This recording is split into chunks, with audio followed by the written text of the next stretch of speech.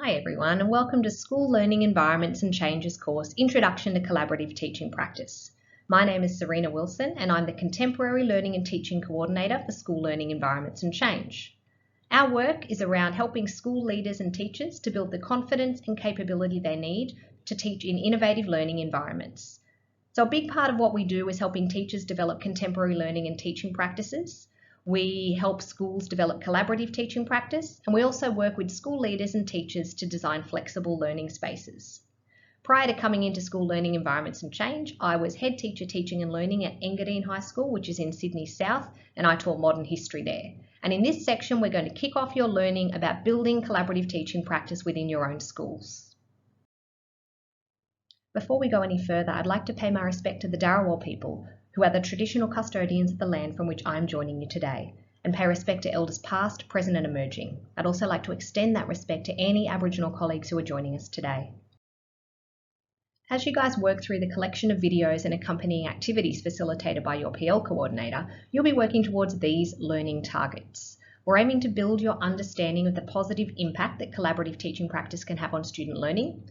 We're going to work on increasing your confidence to initiate purposeful collaboration in your school, and you're going to explore some co-teaching models and strategies that will enable you to make a start on co-teaching in your own schools. But before we get started, I want to tell you a little bit of a story. What you see on your screen is the first coffee shop that ever opened in London. The business has changed, but the building's still the same. And these early coffee shops have an important lesson to teach us about collaboration. Coffee shops only started to emerge in Britain during the Enlightenment. Before this, people were spending plenty of time together, but it was always in taverns, and they were drinking constantly, and this was because their water wasn't safe to drink. It took fermentation to make it okay for consumption. So they would have a bit of beer with breakfast, some wine with dinner, and they were constantly gathered in these taverns, drinking together and primed for conversation. But they were also usually just a little bit drunk. So their taverns were sites of gathering, but not much more. Then during the Enlightenment, coffee was brought into Britain from the Middle East and coffee shops started to emerge. This was a game changer. The site was the same. People were still gathered in rooms around tables and primed for conversation. But now they had a stimulant in their systems, not a depressant. And this changed everything. People had energy, and so they talked to each other. In these coffee shops, conversation flourished. Ideas were born and discussed and analysed and debated and swapped, and the great flowering of thinking that marked the Enlightenment started to emerge. And this is a really great analogy for the way we approach collaborative practice in our schools. We can create the hubs, we can carve out time for teachers to work together, and we can timetable for co-teaching. But this doesn't magically lead to successful collaboration. You need a special ingredient, a key change for collaboration in schools to flourish and really start to transform culture. And this is what we're going to explore throughout these videos. You need to ask yourselves what coffee will be in your school. How will you make this change really happen for your colleagues and your kids?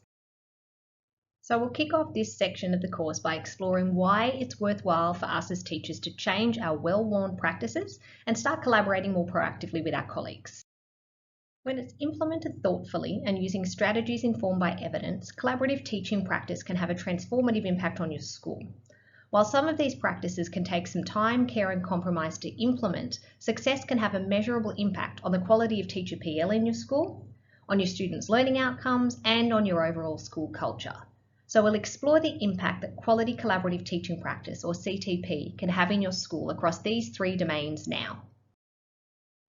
Collaborative and applied professional learning is one of 5 features of high-impact professional learning, according to DOE PL policy.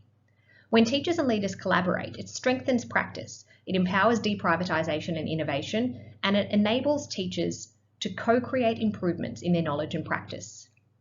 Embedding quality CTP across your school can lead to powerful embedded learning.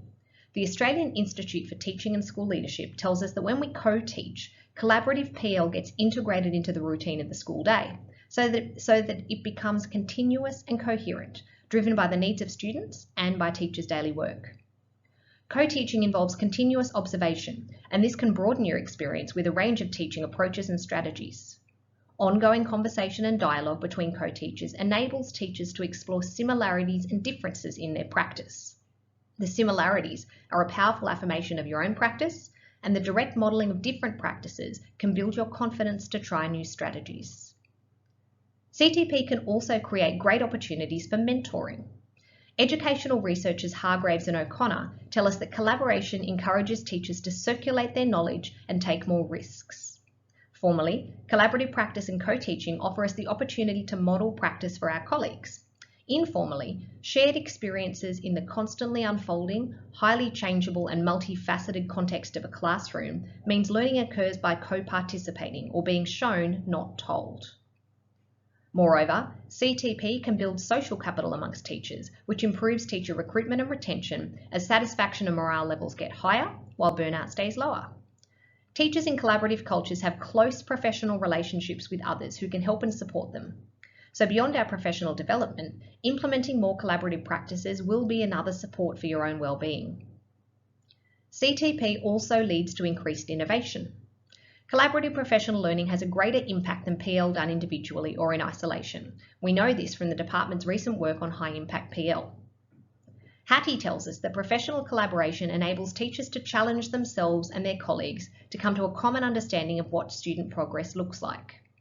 They can evaluate the success of different teaching practices and discuss how teacher practice can best enable that student progress.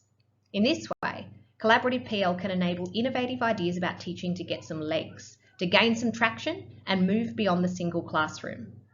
Collaboration improves the ability to initiate and implement change as ideas spread and last beyond a few individual brainwaves or classrooms. Secondly, implementing evidence-informed CTP across your school can have a transformative effect on your school culture.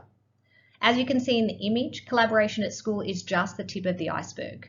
It's what you can see when you walk into a classroom, but quietly underlying quality CTP are a whole range of new processes, agreements, structures and protocols that can go a long way to building a really positive culture in your school. Collaborative practice and co-teaching can build teachers' strategies for dealing with conflict and tension.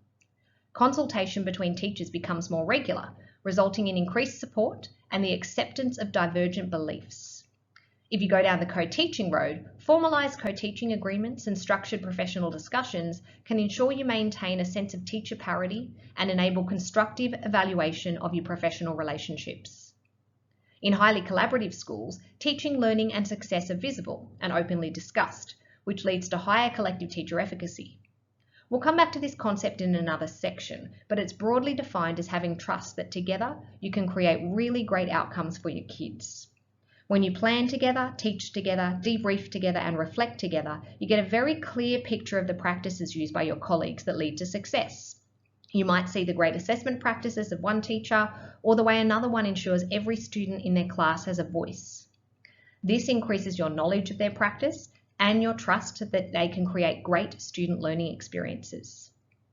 Increased collaboration can also contribute to a more professional culture in schools, in which teachers deprivatise their practice, swapping protective independence for more teamwork, more facilitation of colleagues' practice, and more willingness to work together. This deprivatised professionalism also enables lifelong learning, as it engages teachers in a constant cycle of observing and reflecting on the practice of colleagues, then integrating this learning into their own practice. And truly collaborative teachers can act as bridge builders between the classroom and the broader community. This is great when it happens within the school, when teachers uncover a connection between the work of, say, the classroom teacher and the teacher librarian, a new partnership is created which breaks down one more silo in the school. But it's even more powerful when it breaches the fences around the school, and a teacher might draw in an external partner from the community as part of their collaborative team, enabling, for example, a more authentic approach to learning in a focus area like STEM. This can build a culture of real-world, meaningful and significant learning across your school. Finally, we know that CTP can have a big impact on student learning outcomes.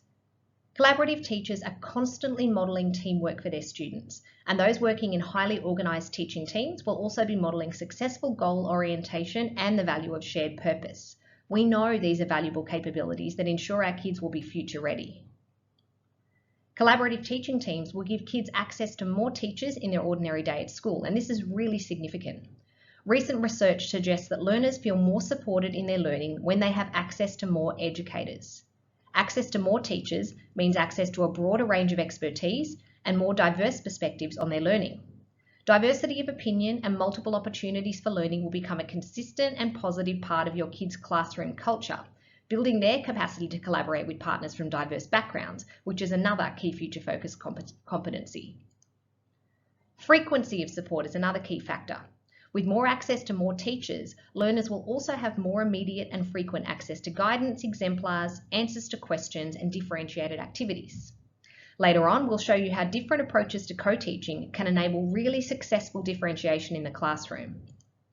And finally, a range of recent research has suggested that co-teaching environments usually enjoy less disruptions due to behavioural and classroom management challenges than traditional environments. So in summary, quality CTP can help students develop really key future-facing skills, have access to more direct support, and learn in a less disrupted environment. So this concludes the section focused on why teachers should engage in collaborative practice. We've explored the impact that evidence-informed CTP can have on your own professional development, on the culture of your school, and on your students' learning. We can conclude already that high-quality CTP, when implemented with care, can have a transformative effect on learning and teaching in your school.